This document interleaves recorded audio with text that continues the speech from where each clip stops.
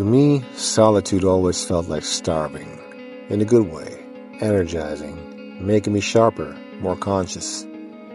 I've been called a free spirit, a musician, a traveler, a seeker, a drifter. I've played thousands of concerts, big stages, bars, living rooms, on beaches, and on the street. There is something very anonymous about playing for a sea of people. No eye-to-eye connection. I can appreciate the luxuries within the islet of stardom. I love the random encounters and the edges of the real world, though, where loneliness often lurks in a freeway parking lot at night when I'm trying to fall asleep in the back of my van. Then I have to remind myself that my home is everywhere. I'm inspired when I'm alone, far away from my comfort zone. My muses are the sunset on an empty beach, the rustling of the sea at night, the wind kissing the trees, the full moon that accompanies me on a lonely night drive, and the few beautiful people in my life who I carry in my heart wherever I go.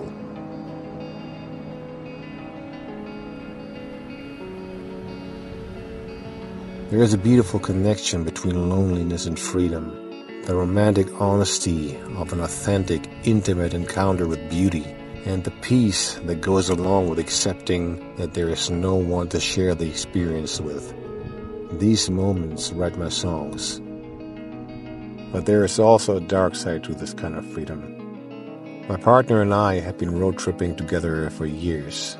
6 years of a dynamic relationship full of growth and transformation. Magical times and also challenges.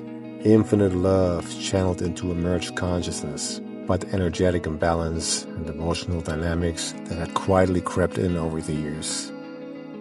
It wasn't about blame or failure. It was about honest, sometimes uncomfortable truths.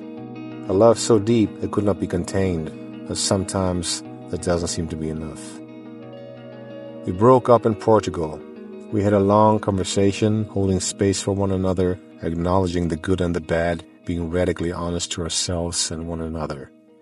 Then we did a sacred ritual together, purifying our energy with sage, honoring our love, and releasing the fear that held us back from letting go. The moment I stepped out of her van and into mine, tears streaming down both our faces, was the saddest of my life. I felt like I was leaving her alone. So much fear and sadness, just like when I couldn't protect my mom. This video takes place in the days after we parted ways, a fragile space between loss and healing. The pain was almost unbearable, and after an entire day of crying, I managed to just feel it, without escaping into the mind. I found myself, not her, my attachment wounds, feelings of abandonment, and the helplessness, fear, sadness, and guilt about not having been able to protect those I loved when I was a child. Reclaiming yourself is to face the shadows and light within. It's the most painful growth, but also the most real. The darkness of freedom is misunderstood. It's not just loneliness or emptiness, it's a deep truth.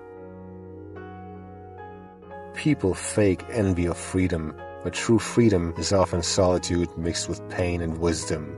You're breaking your heart open, a raw vulnerability that forces you to be present and real. This is where my creativity thrives. These moments of quiet, of loneliness, of bittersweet beauty. I don't romanticize the pain, but I honor it. The sunsets, the night skies, they carry more weight now. The beauty feels sharper.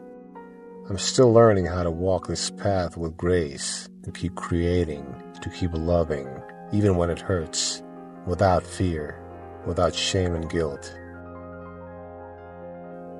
So here I am, a traveler still on the road, searching for a home in the moments between heartbreak and healing.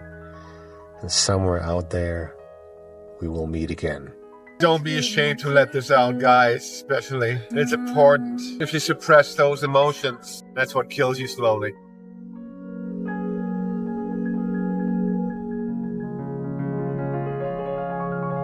With an artistic mindset, there is always the danger of glorifying and romanticizing pain loss, loneliness for the payoff of being the martyr, the loner, the cool guy who always goes away. That's not my intention at all. In the last couple of days, I genuinely went through a lot of grieving, trying to really feel what's alive in my body, focusing on the emotions in my body without creating stories around them. And even though that's very challenging, in the end it's so gratifying. There seems to be an almost immediate reward for letting go of negative emotions. Today, the clouds were passing. I felt a lot better. Everything was lighter. My day turned out really beautifully. I'm present in the here and now. And that's where everything is okay. I just want to be free from all the stories. I don't want to align my life according to those petty payoffs that come from holding on to a small identity. I want to be free. I want to be really free. And freedom includes everything. What you would call the good and the bad, which in the end just is. Beyond our subjective interpretation, it's all love. The nature of reality is love. You have to experience it to believe it.